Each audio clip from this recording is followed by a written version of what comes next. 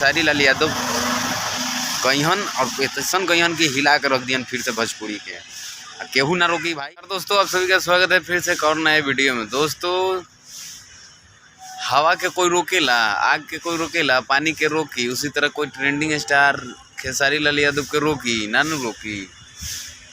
तो भाई जो सिंगर होला, गाना गावेला, ये सब भगवान के देन है।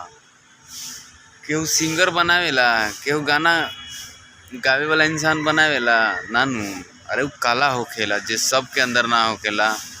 सब गाना ना गा सकेला, सब कोई सब काम ना कर सकेला। उसी तरह जो खेसारी लाल यादव काम कर दिए नु कोई और कलाकार कर दी ही नहीं कर दी।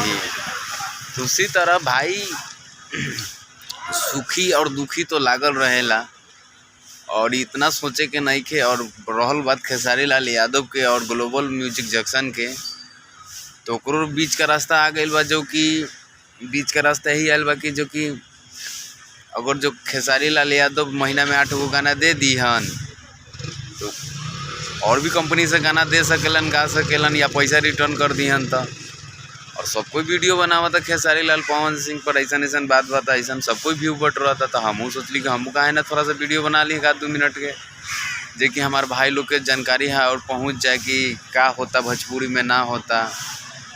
तो भाई यही इतना बा कि खेसारी लाल यादव कहियन और ऐसन कहियन कि हिला कर रख दियन फिर से भोजपुरी के, केहू ना रोकी भाई। सब भगवान के बनावल है, केहू ना रोकी। जय हिंद।